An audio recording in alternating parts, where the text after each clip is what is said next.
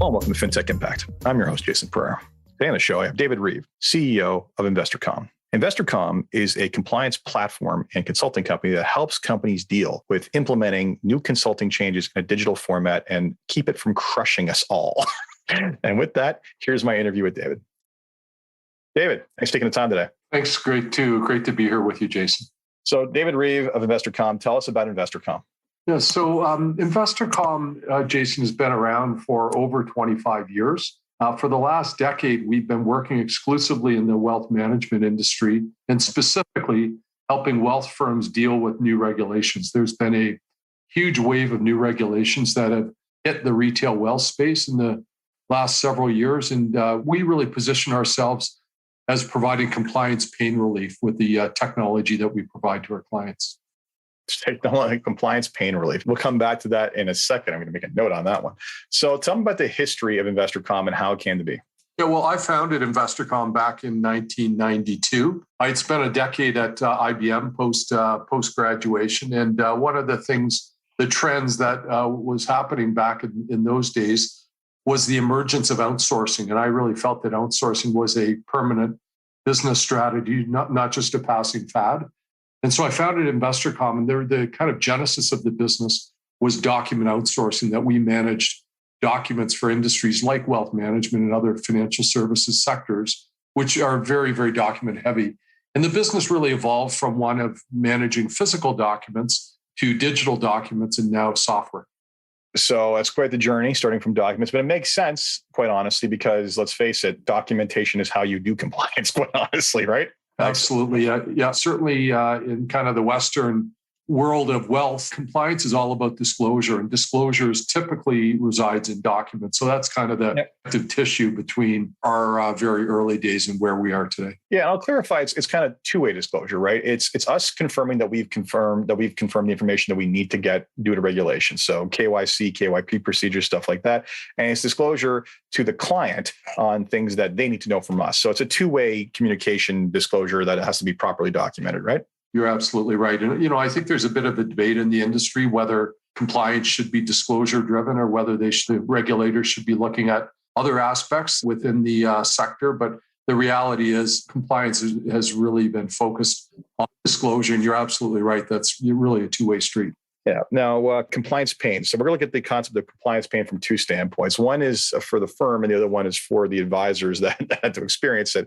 And there's a lot of pushback on the compliance. Isn't quite a four-letter word, but to a lot of people in the industry, it can be. But I always look at it as there's good and bad in every kind of regulation. And frankly, I think I've spoken to a lot of regulators over the years, and I sincerely believe that they have the intent of doing things that are going to protect people. And that's really what it all comes down to, is where can we protect people? Unfortunately, there's always bad actors and it's hard to control them, but we can make it so that they have to at least do certain things in order to basically act on behalf of the client. So where I'm going with this is, there's been a lot of regulatory change in the last couple of years, in the US, in Canada, around the world, Australia for certain. And this has been, we say almost unprecedented to the degree to which we've seen such a compliance wave roll out. Everything from Reg BI in the US to now client-focused reforms in Canada to whatever they called it in Australia.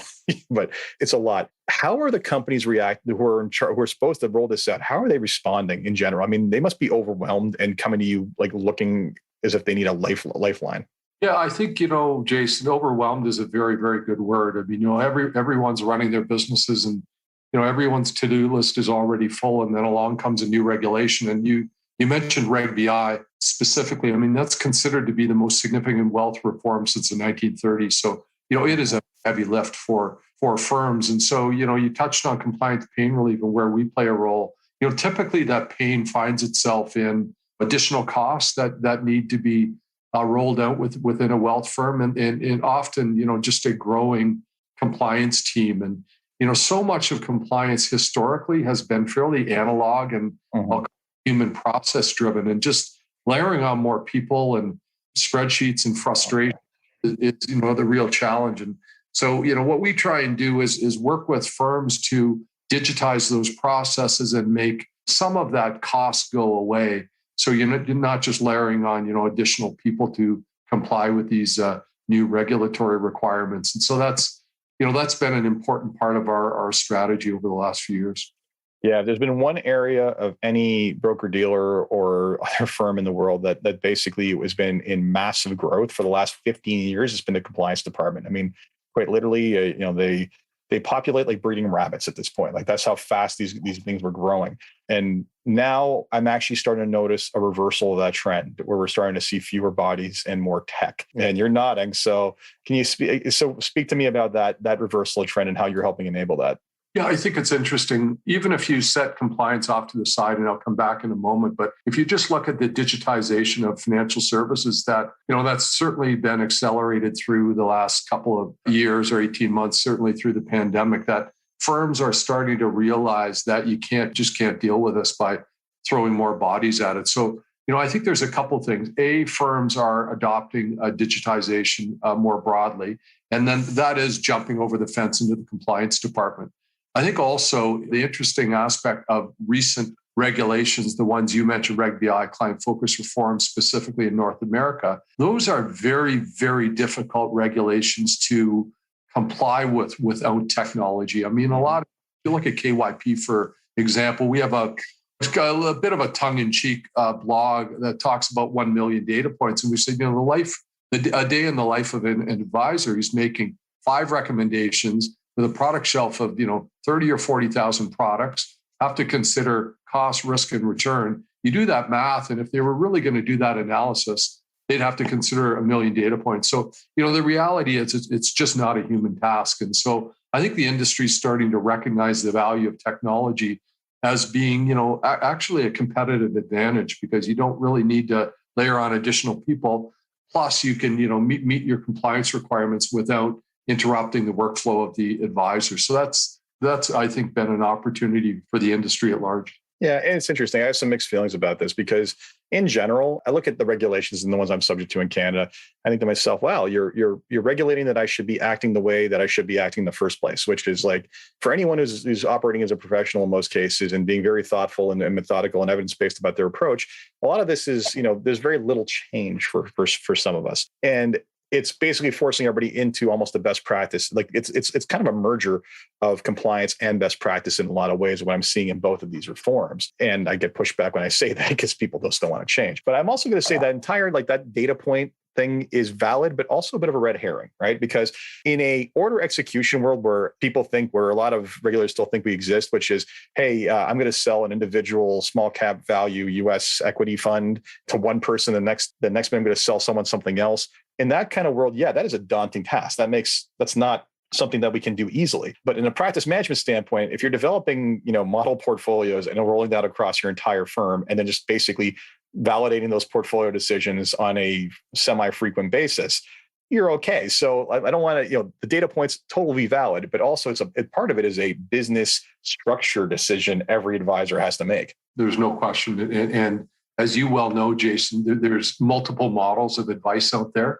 So when you're talking about a broader sort of portfolio or fee-based relationship that firms may have, where there's a portfolio management sort of approach, I think the regulators are a little more focused on the traditional brokerage model where products are being sold, and they're concerned about potential conflicts of interest in that channel. The other interesting thing is the amount of change that is happening within products. I mean, every single week, there are about 2,000 changes to mutual funds in Canada, just as an example, some of which are not overly material, but some are very material. Keeping abreast of all of those changes, yesterday, product X might have been a great recommendation and in the best interest of the client. But, next week, perhaps there's a significant change in MER, for example, or a change in risk rating. And so just staying on top of those changes that are accelerating is a big deal. And the other thing I think I'm sure aware of is just the proliferation of new products. Some of the illiquid alt products, for example, the regulators are really focusing on because those are products that tend to carry higher risk and have less data to be able to analyze fundamentals of those products. So it's a world of increasing complexity, and I think what the regulators are saying is we need to create some standards around how products and advice is recommended. Yeah, and it's interesting. I think a couple of interesting points there. Well, I'm going to keep on this note before I go back. And some of the changes we're being asked to make especially I'm going to address this from the Canadian standpoint, the US standpoint, they're further ahead on a couple of things. So there's a lot of significant changes on both sides of the border, and I want to diminish that. And a lot of them, the bigger ones, have to do with responsibility of the client, which is great, but that's not something you're totally going to document necessarily, right? Some of this stuff is straightforward data acquisition. KYC. Some of this stuff is got an expansion of what should have been doing as a best practice, like risk tolerance assessment, but also has a lengthy history in academia that basically points to how it should be done. And for anyone who wants to see how it should be done, by all means, listen to some of the risk tolerance questionnaire companies I've talked to, like Phenometrica and Riskalyze. Difference of opinions on what works, but bottom line is there's some backing to it. Some of this stuff is new ground. Like I have, the entire KYP piece. I have sat on sessions with this, and no one really knows what the regulators are looking for. And there's no real kind of framework from an academic standpoint as to how you compare these two in a kind of like, this is a definitive way to get to the right answer, right? You can compare things, but we know that, next month when the numbers update, that's all changed. And that could change drastically. So this has been a real challenge. I mean, they must have been turning to you saying, not only how do you help us do this, but what the heck are we supposed to be doing in the first place? Right. Yeah. You've stated it. I mean, so many of these regulations are principles based. And so the regulators will come out with a position, and it's hard for the industry at times to know what to do. And to your point, in the absence of standards, you mentioned risk ratings are an interesting example where standards have been established. And, not everyone would necessarily adopt the same standards. But to your point, there's a risk number, for example, if you look at the Riskalyze platform. One of the things we're doing, Jason, which is interesting, is we are attempting as a firm to actually add those standards within the KYP world. And one of the things we've done, for example, on our platform is created something that we call peer ratings. And so, peer products would be products in the same asset class. And the peer ratings is we actually analyze where they kind of the percentile of cost, risk, and return. And then you creating kind of an average of those three factors, come up with a peer rating of 0 to 10, where 10 would be, a highly rated product, and numbers that would be lower would be a lower rated product. It doesn't mean that 10 to 10. There could be examples why product rated at 3 is the right product for an investor. But the point is, if it's a lower rated product, the regulators are going to want to see some documentation around why that product was recommended. And there could be a whole host of reasons to do that. So, we're getting some really, really good feedback on this peer rating concept. And really, we're trying to create that standard as a firm for the industry. But we're definitely going to see a bunch of different implementations in the next little while, and some regulatory pointing and nudging in whatever direction they want. So here's a question going back, I guess, to the earlier part of this. I feel like there's a bit of a chicken and egg scenario going on with some of this regulation. Well, let's face it. You said earlier, without technology and digitization, we couldn't do a lot of what they're asking us to do. Without the large data sets we have access to, and everything the mountain of data advancement that we've climbed in the last 20 years, this is a non-starter. So I almost feel like, is this opportunistic regulation in that we're at a stage where, hey, this is now feasible, so we're going to actually force you to do it? For sure. I think you're absolutely right. I mean, the maturity of the industry, the maturity of data sources, third-party data sources. I mean, we couldn't run our business without relying on third-party data sources. And one interesting example is, I'll just go back to alts for an example. That asset class has a relatively immature data set to compare products across that asset class. So, I think as the industry matures, as data is available, as standards are available, it's a tremendous opportunity for the regulators to encourage the industry to adopt some of these standards and leverage technology to be able to comply. You mentioned earlier, and I think, as you said it, you sort of chuckled about, why would the regulators ever have to create a best interest standard? Who would ever not do business in the best interest of their customers? But the reality is, some people may quite unintentionally, recommend products that may not be in the best interest. And I think the purpose of this regulation and the technology to support it is just to shine a light on this particular product, maybe the right product for one investor, but not for the other. And as soon as you have that data and the ability to, rate those products, I think that capability becomes much stronger. Absolutely. I mean, who would not act in the best interest? Well, I'm sorry. Case law is full of plenty of cases as people who we're definitely there for their own interests and not for those of others. And God have no mercy on their souls. But beyond that, I mean, it's funny. I was thinking while you were talking about, wow, you're one of the few vendors I've ever spoken to that probably gets really excited when people propose a new sweeping regulatory change, because talk about a world of opportunity for you, right? You can't fault you. Well, it's interesting. I mean, as an entrepreneur, do you think I'm regulation, pro regulation? Of course not. I mean, but it doesn't matter what I think. Really, the regulators are active now for a variety of reasons. There's political reasons that you're well aware of. If you look at what's going on in the U.S. right now, and the change of administration and leadership at the SEC. I mean, their idea is as one of our advisors says, today will be the least imposing from a regulatory standpoint as every day moving forward for the next 4 years. And so the truth of the matter, the industry is moving that direction. What I get excited about, though, quite frankly, is being able to help our clients comply, tick the box, often build better relationships with their clients by having more informed disclosure and doing all of this in a reasonably economic way. I mean, if we don't deliver solutions that provide high value to our clients, then they aren't going to buy them. And so, that's kind of exciting to see someone deal with, what they consider to be a massive lift, but being able to do it, in a relatively streamlined fashion with technology. Agreed. And I think the key here is that we're at the early stages of what can be considered, hopefully, the future of massive increases in regulation, potentially, with minimal increase in disruption to business, potentially, right? Because, we do have, don't get me wrong, there's a lot of business. I think if anything, the changes going on, specifically in Canada, Australia, less so to the US, but still importantly in the US, it's like, again, a lot of this is bringing in a lot of stuff you should have been doing in the first place. Some of it's not. I'm not going to defend all of it. Absolutely. I know that, especially on the entire regulation BI versus the universal fiduciary standard piece, that's something that irritates many of us. The point is that the reality is that we're still establishing kind of benchmark best practices through this, right? So I think when we look at where we are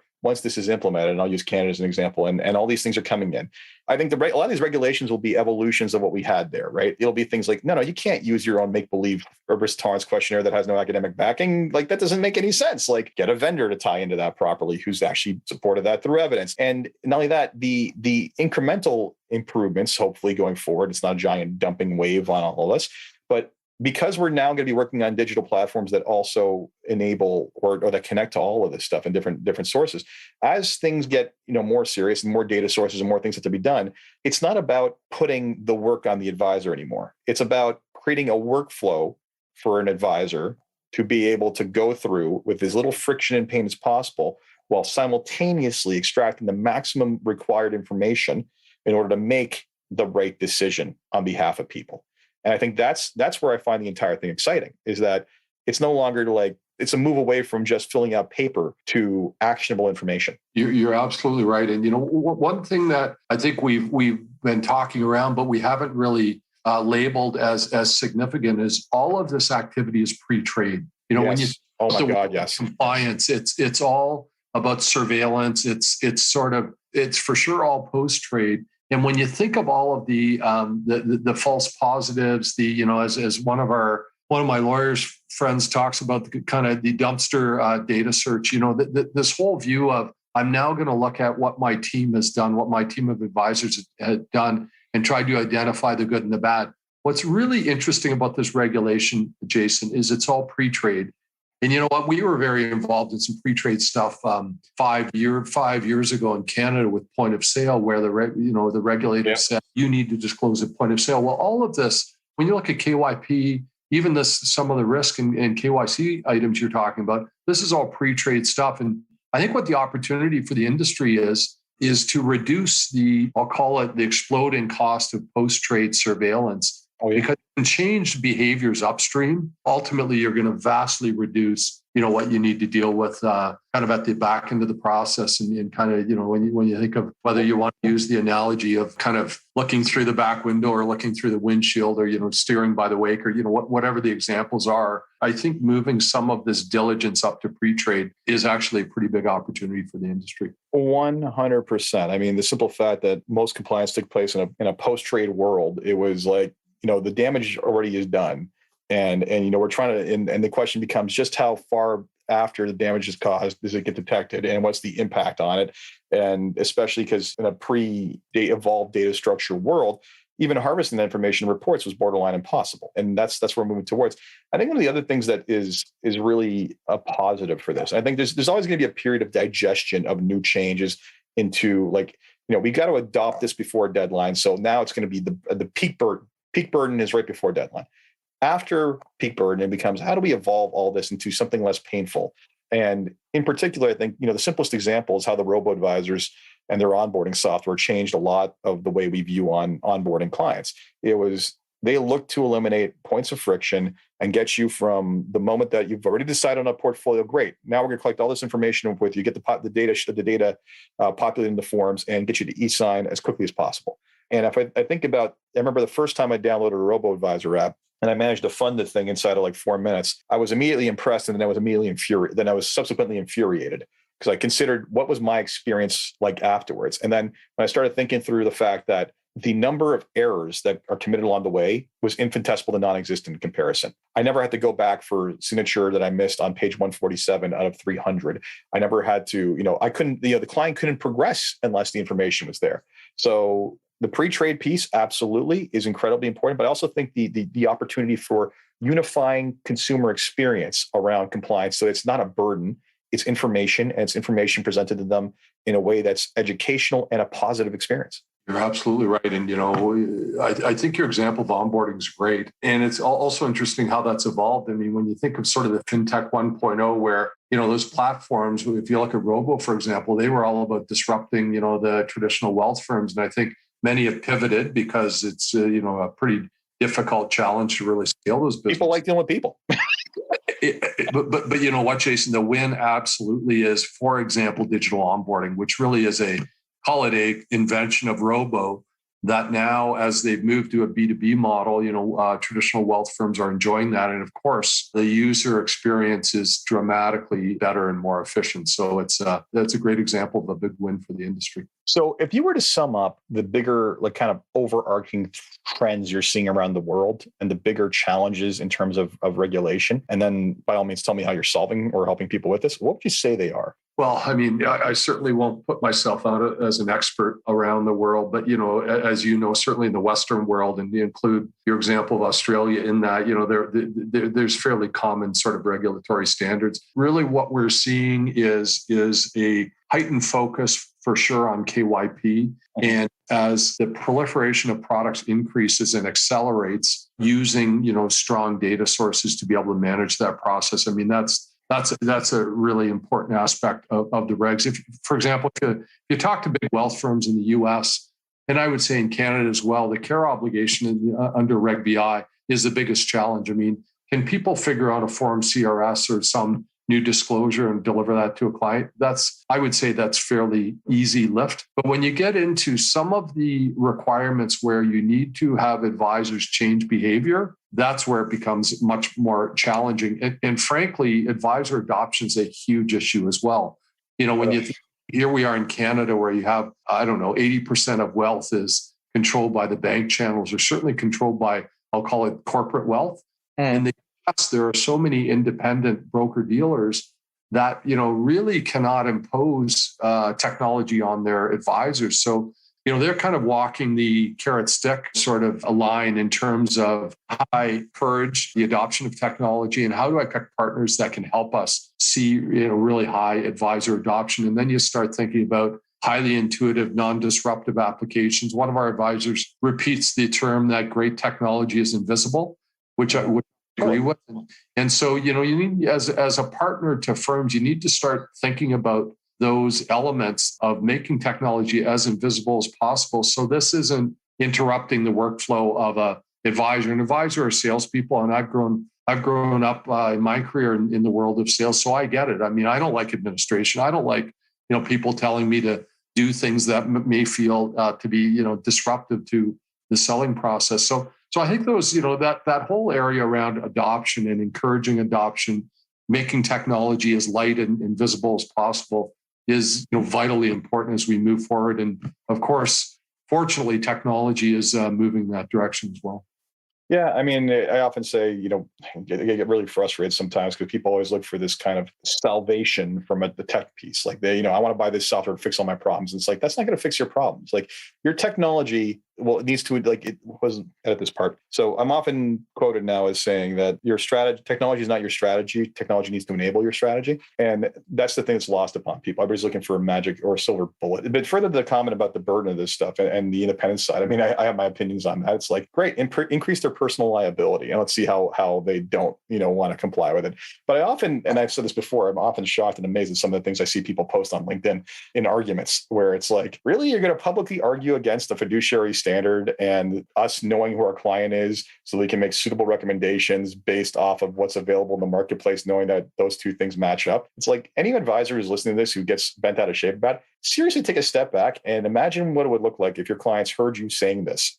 Like, do you think they're going to feel like they're dealing with the right person? Probably not. Yeah. Complaining about compliance burden to do the right thing is not one way to differentiate. That's for sure. No, I agree. I mean, I think one of, going back to advisors, because he's full of great cliches, but his comment is, you have to eat your vegetables. I mean, that's just the reality. I mean, if you're going to operate in a fiduciary manner, you've got to demonstrate and show evidence that you've done this work. And ultimately, will this improve your practice? Will this allow you to grow your practice? Of course it will, because what you're being asked to do ultimately is going to build stronger relationships with your clients. And let me give you a quick example. If one of us held a product in our portfolio and all of a sudden your advisor pings you and said, hey, Jason, as of 24 hours ago, this MER has changed or this risk rating has changed. And, I think we should have a conversation around that product. How is that going to be received? I think we know the answer to that. That's highly informed. Yeah. Advisors want to create noise and be pinging people all the time. But, when there is a material change within your portfolio, you're going to, I think, have a much more positive view of advisors that are ahead of that. Bringing that to your attention. Or with even, I would say, a lot of the technology we're putting in front of clients for semi-self-service or to monitor the behavior, like how that informs the KYC piece, right? Like I can see that this person used to at least to log in once per month, and they've logged in every day for the last 2 weeks. Like, they must be nervous about something. Like, what's going on? And being able to understand where their anxieties are and things like even some of the effect of, oftentimes we only update the KYC once a year, or they forget to tell us about smaller things like a change in job title or promotion, whatever it is. And we're obligated to know that stuff. And, we go to update our paperwork once a year, and it's been, that happened 11 months ago. The ability to take in that data from other sources, or for them to self-select and to update that and push that to us, we're just getting there's so much opportunity for compliance to be a strength for both the advisor and the firm. And I get the old paradigm of pushing more paper down on people. That's, I think, where compliance gets its bad name, is we're pushing more paper on people. But I think if smart compliance people think about genuinely enjoyable processes that don't get in the way, like you said, invisible, the dynamic will change within a generation of advisors. I completely agree. Absolutely. Excellent. So, David, this has been, I got to tell you, I always worry a little bit sometimes about the compliance conversations, about how engaging they're going to be. I think I think I should title this one "The Future of Compliance," quite honestly, because I think we covered a lot of really positive aspects of how the relationship in compliance with advisors and firms is changing through digitization. And I'm laughing because, of course, wealth or financial services compliance, many people would say kind of ho-hum, watching paint dry. I think, what the opportunity is, and this is true in any industry with any challenge or opportunity, is how do you turn compliance into a competitive advantage? And that's really what we think about with our clients. And it's kind of death, taxes, and compliance. I mean, it's just a reality. But can we reimagine how we address this? To your point, can we truly eliminate paper and turn these advisor investor experiences into something more digital and added value? And so there's some big opportunities there, Jason. And yeah, I love chatting with you about it, and would love to continue the conversation at any point in time. Fantastic. Happy to. Yeah, no, it's like I said, I think, again, the entire experience piece is what's missing from the compliance conversation, but that is being discovered now, which is great for everybody involved. So, David, thank you so much for your time. I greatly appreciate it. Thank you, Jason. Really nice chatting. Take care. So that was my interview with David Reeve of InvestorCOM. I hope you enjoyed that. And I hope you can see that at its core, compliance is about protecting all of us. And if we do it right, like what David and I talked about, it can actually add to the experience as opposed to detract from it. So that's my utopian view of the world when it comes to compliance. Hopefully everybody else starts to adopt that too. And with that, as always, this has been Jason Perron, FinTech Impact. If you enjoyed this podcast, please leave a review on Apple Podcasts, Stitcher, Spotify, or wherever it is you get your podcasts. Until next time, take care.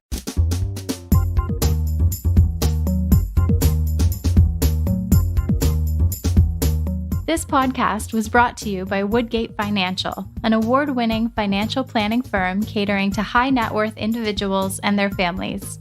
To learn more, go to woodgate.com. You can subscribe to this podcast on iTunes, Stitcher, and Google Play, or find more episodes at jasonpereira.ca.